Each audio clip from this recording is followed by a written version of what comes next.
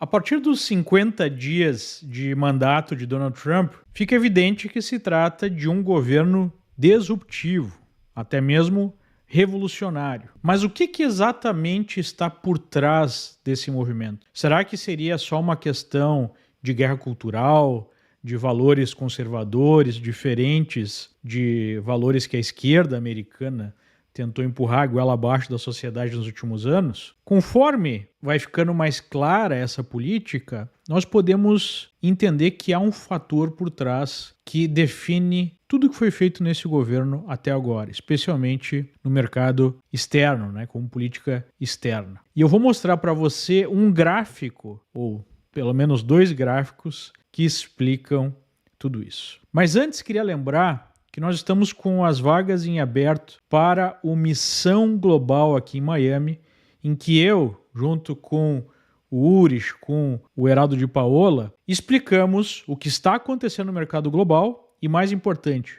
como desenvolver uma estratégia para investir, para operar nesse mercado. Talvez nunca foi tão importante quanto hoje para você ter diversificação internacional, especialmente por conta de um cenário muito complicado no Brasil interno e agora um cenário bastante incerto e complicado no mundo.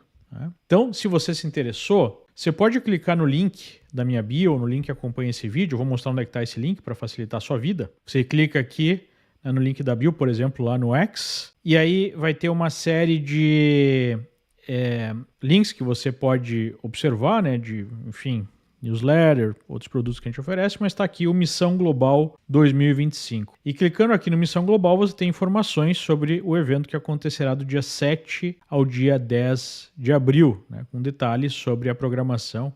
É quase uma semana, são basicamente 4 dias de encontro. A gente tem um contato muito próximo com o grupo de alunos. É só clicar aqui no participar da imersão e receber mais informações, ok? Então agora eu vou explicar para você o que está acontecendo aqui nos Estados Unidos e por que tantas decisões de Trump, que num primeiro momento parecem erráticas, ou até mesmo equivocadas, elas têm uma explicação por trás. O que você está vendo aí na tela é o déficit fiscal americano acumulado ao longo de cada mês. O ano fiscal começa sempre em outubro. Então aqui você tem o ano fiscal de 2023, o ano fiscal em azul de 2024 e aqui em vermelho o ano fiscal de 2025 e o déficit acumulado para cada mês. E o que nós estamos percebendo é a aceleração desse déficit, que já tinha chegado num recorde em 2024. E fechando aqui em fevereiro, já há um déficit acumulado para esse ano fiscal por volta de 1 trilhão e 100 bilhões de dólares, ultrapassando os valores de 2023 e 2024. E se a gente olhar para a figura maior da dívida acumulada dos Estados Unidos, nós vamos ver que no ano fiscal de 2024 se fechou com um déficit de 35 trilhões de dólares, por um PIB por volta de 30 trilhões de dólares. Ou seja, o déficit está levando, déficits sistemáticos, especialmente a partir de 2020, em que nós tivemos aquela injeção massiva de recursos por conta da Covid, e depois nós tivemos o governo de Biden, que expandiu ainda mais os gastos, superando os gastos de 2020.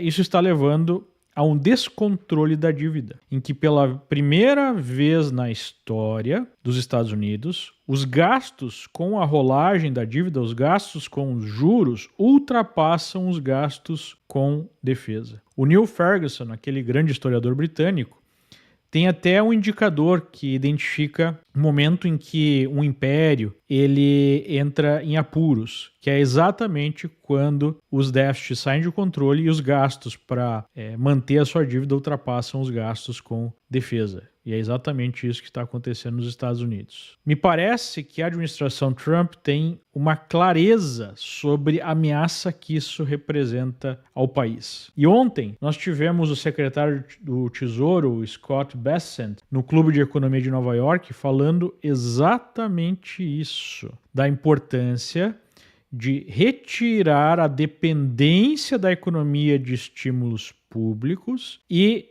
deixar a iniciativa privada americana produzir um crescimento que vá aí equalizar essa questão. Então são duas coisas. Primeiro, você reduz os gastos do Estado e ao mesmo tempo você diminui a regulamentação, incentiva a iniciativa privada a promover o crescimento, né?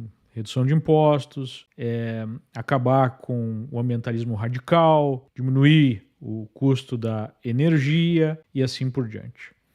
E a partir do momento que você entende isso, você começa a perceber as motivações por trás das medidas, das políticas que estão sendo adotadas, né? Tem o DOGE, lá do Elon Musk, que está buscando ativamente diminuir o tamanho do Estado, aumentar a eficiência do governo, cortar posições, né, de pessoas que não estão, de fato, produzindo, diminuir gastos necessários, especialmente no exterior, e uma verdadeira auditoria, né, dos gastos governamentais. Ao mesmo tempo, a gente vê a postura americana em relação a gastos militares. Muito dessa busca, eu diria até quase que desesperada, por um acordo lá entre Ucrânia e Rússia, tem a ver com a diminuição do gasto com a guerra ucraniana, já que os Estados Unidos já investiram ali mais de 150 bilhões de dólares a fundo perdido, praticamente. E a manutenção dos gastos militares para ser uma espécie de polícia do mundo, especialmente polícia da Europa, em que Trump está ativamente, né, quase todo dia ele fala sobre isso, a necessidade da Europa gastar mais com defesa e recentemente a Europa de fato anunciou um gasto maior com defesa, um gasto muito maior com defesa, para proteger as próprias fronteiras, né? E aí a gente entra no tema das tarifas, que é bastante polêmico, porque todos nós, né, economicamente defendemos um mercado livre, sem amarras, mas o Trump tem um ponto em afirmar que muitas dessas relações entre os Estados Unidos e outros países é uma relação desigual, uma relação desequilibrada, onde os outros países taxam os Estados Unidos muito mais do que os Estados Unidos taxam esses países. E ele está buscando, então, uma renegociação, um reequilíbrio dessas relações. Talvez a forma de fazer isso seja uma forma equivocada, né? Fazendo uma política de implementação de tarifas sem seguir um padrão, sem anunciar ao mercado exatamente o que vai ser feito. Mas o próprio Scott Bessent disse hoje, ou melhor colocando, disse ontem, né, no encontro lá em Nova York, que o objetivo dessas tarifas não é manter uma economia protecionista, mas sim trazer esses países para a mesa para a negociação de novos acordos baseados no equilíbrio, né?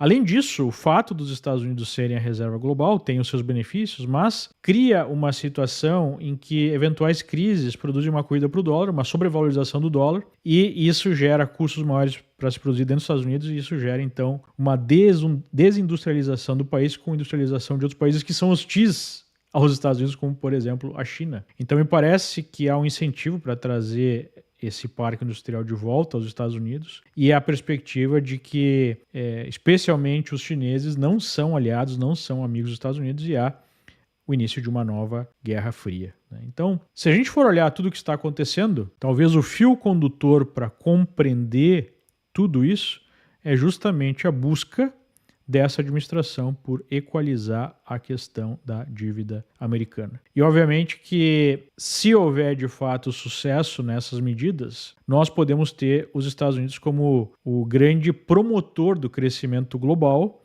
e será benéfico, né, tanto para o país quanto para o resto do mundo. Então, é isso que nós estamos vendo. Há uma série de desdobramentos por conta dessa mudança de visão. Há uma mudança de equilíbrio, né, no mundo, é uma nova ordem política, uma nova ordem econômica, e a gente vai estar discutindo isso aqui no canal, mas também no nosso Missão Global em abril. Te vejo lá. Tchau, tchau.